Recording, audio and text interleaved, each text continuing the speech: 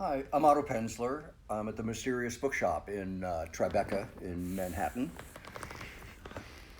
I tried to hide myself behind this pile of books, but evidently failed. Um, and this is our weekly conversation about collecting mystery fiction. I've talked about a lot of 19th century writers and other writers of the mid century, but today I want to talk about one of my very favorite writers and favorite people, Michael Connelly. Connelly started out as a, well, mainly started out as a police reporter, uh, first in Florida and then in Los Angeles, where he was nominated for a Pulitzer Prize for a story that he worked on. He continued as a reporter through his first three books, which were getting more and more successful, and before he retired to devote himself full time to writing fiction. He's written more than 30 novels already, and it began with his first book, as all careers do, all writing careers do. It begins with the first book. It's The Black Echo, which was published by Little Brown, as has virtually every one of his books and certainly all of his novels. And Little Brown it's easy to see first editions on Little Brown because if you look at the copyright page, as is common now for most publishers, there's a number line, and it has to begin with the number one, and that's how you tell a first edition. I think the first printing of The Black Echo, which won the Edgar for Best First Mystery of the Year, I think that print run was 15,000, which is a fairly substantial print run for a first novel. He has stayed with Little Brown throughout his entire career. And this book introduces Hieronymus Bosch. Hieronymus is a Dutch name, and actually the English equivalent would be Jerome, but he is not called Jerome. He's called Harry most of the time, which Connelly did as a tribute to Dirty Harry, which is how Hieronymus Bosch got to be Harry Bosch. Bosch is a fascinating character, just one of the really great characters in crime fiction, not just today, I mean of all time. It was inspired by an incident in the young Michael Connelly's life when there was a drainage pipe that was near his house, and an old one. It wasn't used. It had spider webs. It had roots coming down from above, and it was a rite of passage for young boys to crawl through that tunnel, which apparently his memory is that it was less than 5 feet high and about 40 feet long. But to a child, it looked like an endless tunnel. And if you didn't go through it, you were mocked by your friends. So every young boy had to crawl through that tunnel. And as he was thinking about it, it was waiting for him, he started having nightmares.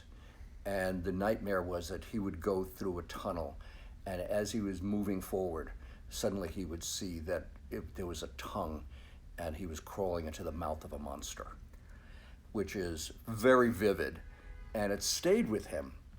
And as he started his career, he wrote a couple of books that nobody except he has ever seen.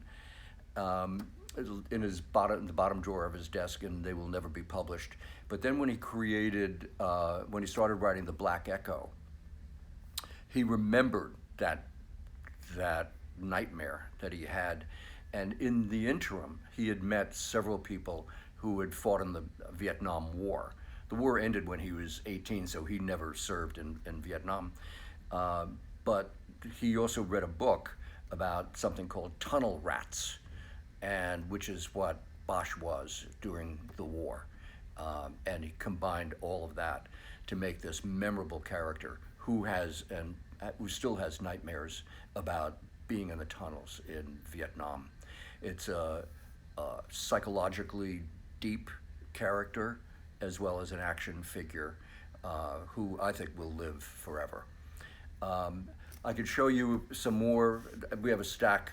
There are many more on the shelf. I just didn't want to stack them all up because there's just too many to deal with. But this is a particularly interesting book because it was filmed by Clint Eastwood. It does not feature Harry Bosch. It's another character. And somebody said, well, what do you feel about the movie? Did you like the movie, or what's your response to the movie?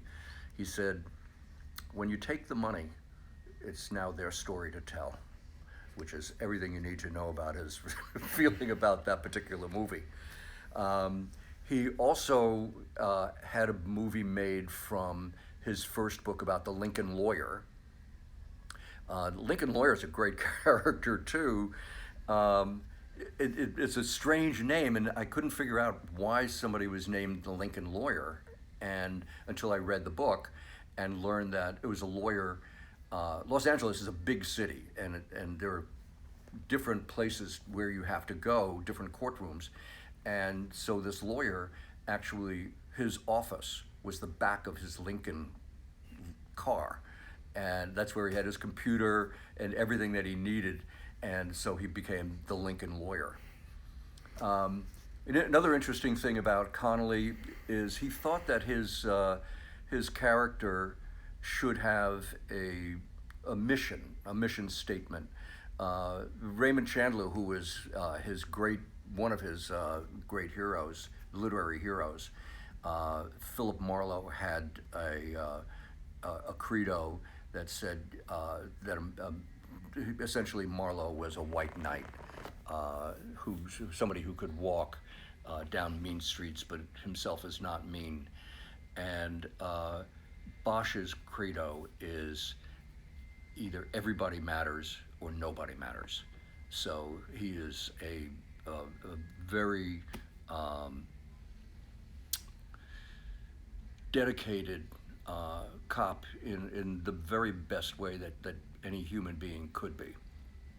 He was originally named Pierce because he liked the idea that somebody could pierce the veil of secrecy and violence and so on.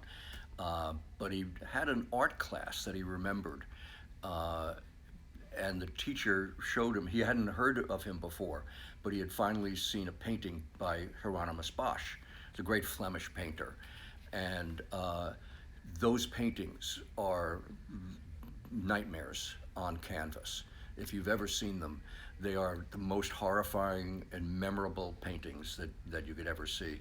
And they stuck, and he changed the name from Pierce to Hieronymus Bosch because he couldn't get those nightmare visions out of his mind. So here's just a sample of more Little Brown books, just to show you that it wasn't a one-time thing. Here's another Little Brown book. On the copyright page there's the number sequence. This is The Burning Room. And like so many of the books that we have here, it's autographed. Mike has been tremendously generous to this store in many, many ways. He has made a point of coming to the store to sign every single book. On one occasion, flying up from Tampa just to sign books for us, and went back.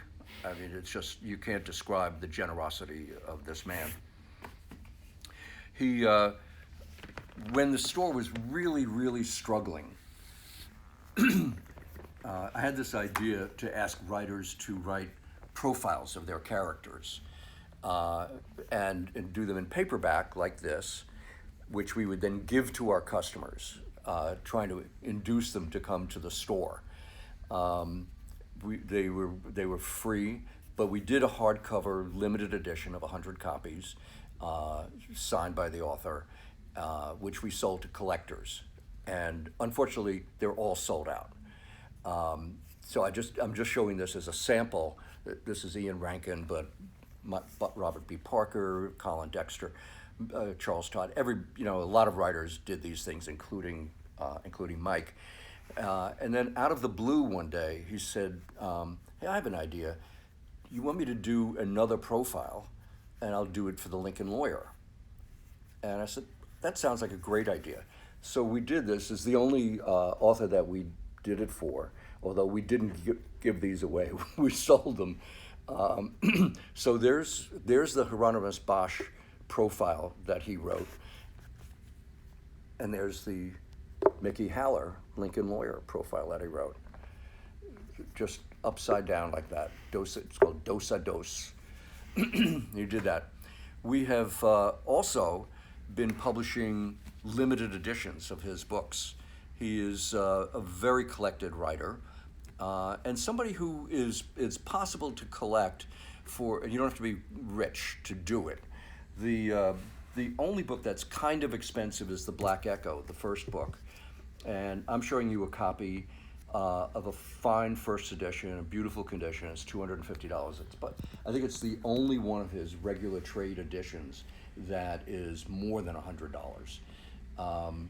This lacks there was a promotional band that was in blue that Morrow issued to induce people to buy the next book as well, and there was a discount offered for that book, and that band is also very significant if you're collecting the first editions. It does increase the price of the book by over $100, even though it's just a simple blue band. But one of the things, because he's so collected, that we started doing is we publish at the bookshop limited editions. Here's Dark Sacred Night. Actually, this is the British edition. Apparently, we sold out of the trade edition. Sometimes we do sell out of as books, but we try to replace them as quickly as possible. And many of them remain in print from Little Brown. But what we do are these beautiful limited editions. This is Dark Sacred Night. These blue bindings are limited to 100 copies. And they're numbered and signed. And here's an example. Signed by Connelly, numbered, as you can see, down at the bottom. And these sell for $150 each. And the red bindings are very limited. These are lettered. This one is not. This was a presentation copy, but normally there'd be a number there. There are only 26 copies for collectors, and these sell for $275. And and we've done quite a few. Here's The Late Show, same bindings. And we're not the only people who have done limited editions. Here's a copy of Void Moon. This is the regular trade edition. And Dennis McMillan, who is a small publisher who moved around from one city to another, did limited editions, although he did many more copies. This is one of 500 copies. And again, signed by Connelly. I should point out too that these limited editions, both the Macmillan and those that we do, precede the trade edition, so they are the true first editions. So this is Michael Connelly, and even if you don't collect, you should read him. He is, I think, the most consistently terrific writer working today in the mystery field. Michael Connelly.